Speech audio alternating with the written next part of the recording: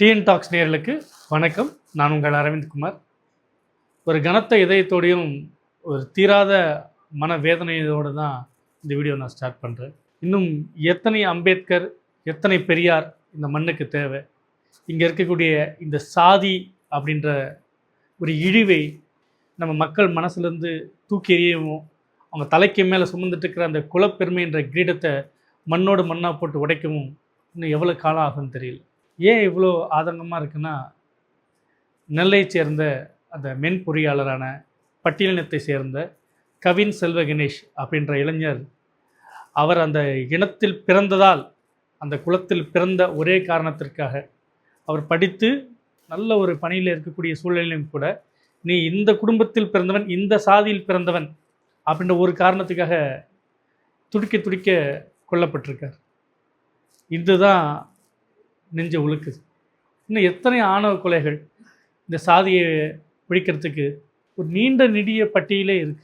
அறிவியல் வளர்ந்துவிட்டு தான் சொல்லப்படுற இந்த காலகட்டத்தில் 2025 விண்ணுக்கு இந்தியாவே மனிதனை அனுப்புறதுக்கான பணிகள் ஈடுபட்டுருக்கிற ஒரு காலகட்டத்தில் இன்றளவும் கண்ணுக்கு தெரியாத, எந்த ரத்தத்தில் அது என்ன சாதின்னு கண்டுபிடிக்க முடியாத ஒன்று வச்சுக்கிட்டு, அதனால் முட்டி மோதி அடிச்சுக்கிட்டு ஒருத்தர் வெட்டி கொள்ளுக்கிற இந்த இழிநிலை எப்போ மாறும் அப்படின்ற கவலையோடு தான் நான் பேச ஆரம்பிக்கிறேன்.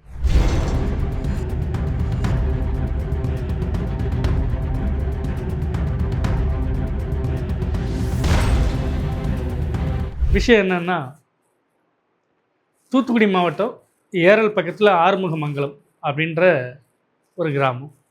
அந்த கிராமத்தில் சரவணன் தமிழ்ச்செல்வி அப்படின்ற தம்பதிக்கு 2 பிள்ளைங்க. மூத்த வந்து கவின் செல்வ கணேஷ், 26 வயசு ஆகுது. அங்கேயே பள்ளிக்கூடத்தில் நல்லா படிக்கிறாரு, கல்லூரியில் நல்லா படிக்கிறாரு. இப்போது சென்னை துறைப்பாக்கத்தில் இருக்கக்கூடிய ஒரு சென்னை 1 அப்படின்ற மாதிரியான ஒரு பெரிய ஹப்பில் ஒரு நல்ல நிறுவனத்தில் நல்ல பொசிஷனில் நல்ல சம்பளத்தில் இருந்தார். அவர் பள்ளிக்கூடம் படிக்கிற காலகட்டத்தில் ஏரலில் படிச்சுட்டு இருக்கும்போது, அப்போ அந்த பகுதியில் காவல்துறையை சேர்ந்த ஒரு தம்பதி சரவணன் கிருஷ்ணகுமாரி அப்படின்றவர், அவங்களுக்கு 2 பிள்ளைங்க, சுபாஷினி ஒன்று, சுர்ஜித்னு ஒரு பையன். இந்த சுபாஷினியும் கவின் செல்வ கணேஷும் ஒரே பள்ளிக்கூடத்தில் படிக்கும்போது ஒருத்தர் நட்பாக வராங்க. கவின் வந்துட்டு பட்டியலினத்தை சேர்ந்த ஒரு சமூகத்தை சேர்ந்தவர். சுபாஷினி வந்துட்டு தேவர் சமூகம், மறவர் பிரிவை சேர்ந்தவங்க. பள்ளி முடிந்து கல்லூரிக்கும் போகிறாங்க. அதன் பிறகு சுபாஷினி வந்துட்டு சித்த மருத்துவராக பணியில் சேர்றாங்க. இவர் மென் பொறியாளராக சென்னைக்கு இடம்பெயர்றார். அப்படி இருந்தும் கூட அந்த நட்பு, அவங்களுக்குள்ள அந்த காதல் நீடிச்சுட்டு தான் வந்திருக்கு. யோசிச்சு பாருங்கள், பள்ளிக்கூடத்தில் படிக்கும்போது ஏற்படுறது ஒரு ஒரு சின்ன ஒரு பட்டிங் லவ், ஒரு பப்பி லவ்னு கூட சொல்லலாம். ஆனாலும் இத்தனை ஆண்டுகள் கழித்தும் அது நீடிச்சிருக்குன்னா, அந்த 2 சின்ன பிள்ளைங்களோட இருக்கிற மன உறுதி இருக்குல்ல, அது கூட பெரியவங்களுக்கு இல்லைன்றது எவ்வளோ பெரிய கேவலம். இவர் சென்னைக்கு வர்றார். சென்னையில் கவின் பல்வேறு பெண்களை அலுவலகத்தில் பார்த்துருக்க முடியும், சென்னையில் பார்த்துருக்க முடியும். அவங்க சித்த மருத்துவம் படிக்கிறாங்க. அந்த சமூகத்தை சேர்ந்த பலரையும் அவங்களுக்கு தெரிஞ்சிருக்கக்கூடும். அப்படி இருந்து கூட அவங்க அந்த காதலில் உறுதியாக இருந்திருக்கிறாங்க. அதுதான் இங்கே வினையாயிருக்கு. இந்த காதல் ஒரு பக்கம் போய்கிட்டே இருக்குது.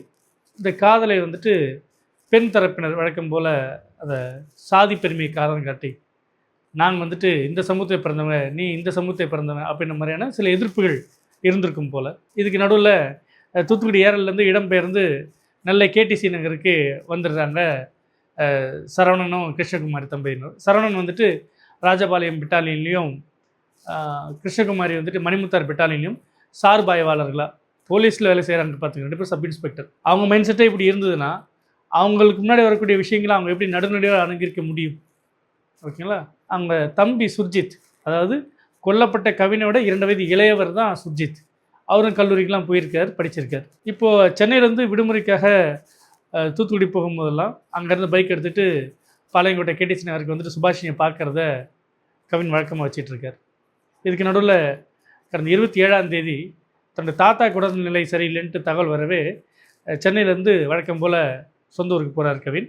அங்கே போயிட்டு தாத்தாவை திருச்செந்தூர் ஹாஸ்பிட்டல் ஃபஸ்ட்டு கூட்டின்னு போகிறாங்க. அப்புறம் சித்த மருத்துவத்தில் நீங்கள் ஏன் ட்ரீட்மெண்ட் பண்ணக்கூடாதுன்னு சொல்லும்போது, தன்னுடைய காதலி பணிபுரியக்கூடிய அந்த சித்த மருத்துவமனைக்கு தாத்தாவை கூட்டின்னு போகிறார். கூட அவங்க அம்மா, தம்பி பிரவீன், இவங்களாம் கூட மொத்தமாக போகிறாங்க. போயிட்டு இருக்கிற சமயத்தில் போயிட்டு மருத்துவமனையிலேருந்து வெளியே வரும்போது சுபாஷினியோடைய தம்பி சுர்ஜித் வந்துட்டு அங்கே வர்றார். வந்துட்டு அப்பா அம்மா கூப்பிட்றாங்க, பேசணும் வா அப்படின்ட்டு கவினை கூப்பிட்றாரு. சரி நமக்கு தெரிந்த குடும்பம் தானே, ஏற்கனவே தெரிஞ்ச விஷயம் தானே அப்படின்ட்டு கவின் கவினும் சுர்ஜித்தோட பைக்கில் உட்காந்துட்டு போகிறாங்க. அப்போ பின்னாடி இவங்க நடந்து போகிறாங்க. அதாவது கவினோட அம்மா தமிழ்ச்செல்வியும் தம்பி பிரவீனும் நடந்து போயிட்டுருக்காங்க, தாத்தாவெல்லாம் கூப்பிட்டு. அந்த கேடிசி நகர்லேயே கொஞ்சம் தூரம் போனோன்னே பைக்கை நிறுத்துகிற சுர்ஜித் வந்து கடுமையான வாக்குவாதத்தில் ஏற்படாது. எங்கள் அக்காவை பார்க்கடான்னு சொல்லியிருக்கோம்ல, ஏன் நீ வந்துட்டு ஹாஸ்பிட்டல் வந்து அவளை பார்க்குற, உங்களுக்கு எங்களுக்கு செட் ஆகாதில்ல, நீங்கள் வேறு ஜாதியில் நாங்கள் வேறு ஜாதி இல்லை, நாங்கள் ஆதிக்க சாதி இல்லை, நீ பட்டியலினத்தை சேர்ந்தவன்ல அப்படின்ற மாதிரியான வாக்குவாதங்கள்லாம் போகுது. இதனால் 2 பேரும் கோவப்படும்போது அப்போ அந்த பக்கம் இவங்க தமிழ்ச்செல்வியும் வந்துடுறாங்க, கவினோட அம்மா வந்துடுறாங்க. அவங்கள பார்த்துட்டு சொல்லக்கூடாத சாதியை சேர்த்து ஒரு இழி சொல்லை வந்துட்டு சொல்கிறாரு சுர்ஜித். இதனால் 2 பேருக்கு கடுமையான ஒரு வாக்குவாதம் ஏற்படும்போது அப்போ கோவத்தில் சுர்ஜித் மறைச்சி வச்சுட்டு இருக்கிற கத்தியை எடுத்து கவினை வெட்ட முயற்சிக்கிறாரு. கவின் தன்னை தற்காத்து கொள்றதுக்காக கையை தடுக்கும்போது அவருடைய விரல் முதல்ல வெட்டுப்படுது.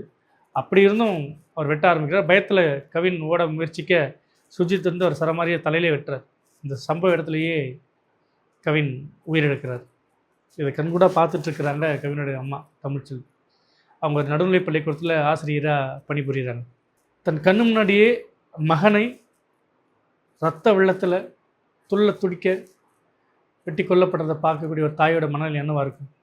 பின்தங்கிய ஒரு குடும்பத்தில் பிறந்து படித்து மேலே எழுந்து வந்திருக்கான். அப்போ அவங்க அந்த பிள்ளை மேலே அந்த பெற்றோருக்கு எவ்வளோ பெரிய கனவு இருந்திருக்கும். அவனும் கல்லூரியில் நல்லா படித்து நல்ல நிறுவனத்தில் நல்ல சம்பளத்துக்கு வேலை செய்யும்போது அவன் எந்த அளவுக்கு ஒரு கனவோடைய லட்சியத்தோடையும் அந்த படிப்பை பின்தொடர்ந்திருப்பான், மேலே எழுந்து வந்திருப்பான். அவன் ஒரு நாள் அந்த குடும்பமே, அந்த தெருவே, அந்த ஊரே மலர்ச்சி கண்டிருக்கலாம் இல்லையா? ஆனால் இந்த கவினையோட 2 வயது இளையவரான சுர்ஜித், அப்போ அவர் மனசில் என்னவா இருக்குது?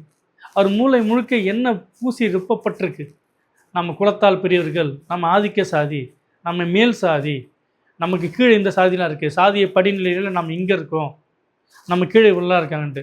யார் இந்த படிநிலையை உருவாக்குனது, அதுக்கு காரணம் என்ன, இது உண்மையிலே இருக்கா இல்லையா அப்படின்ற அந்த பகுத்தறிவே இல்லாமல் ஒவ்வொரு விஷயத்துக்கும் ஒரு அடையாளங்கள் இருக்குது இல்லையா?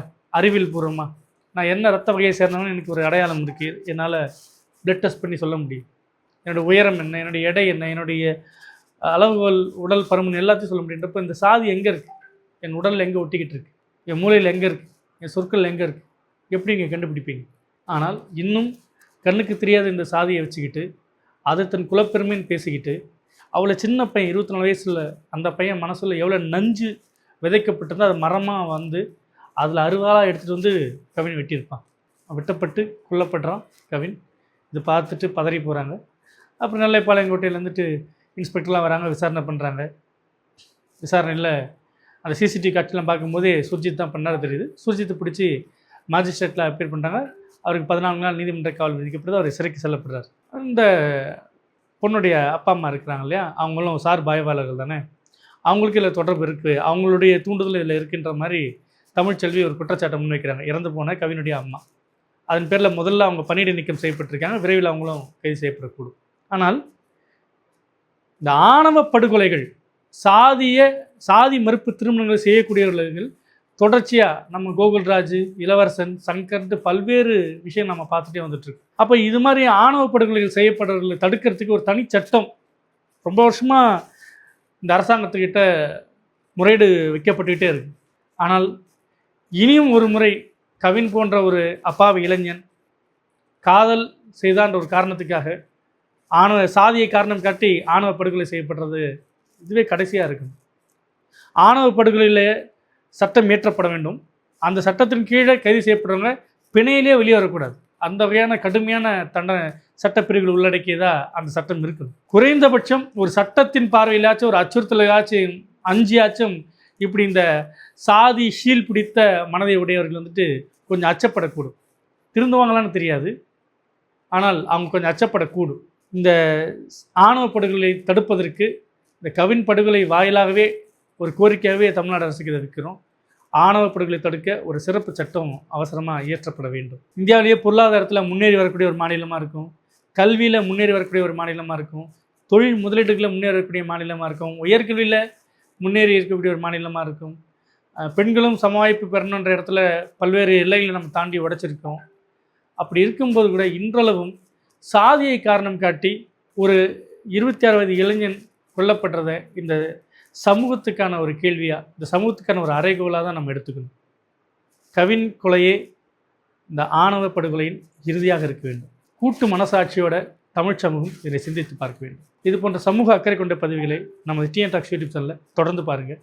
நன்றி, வணக்கம்.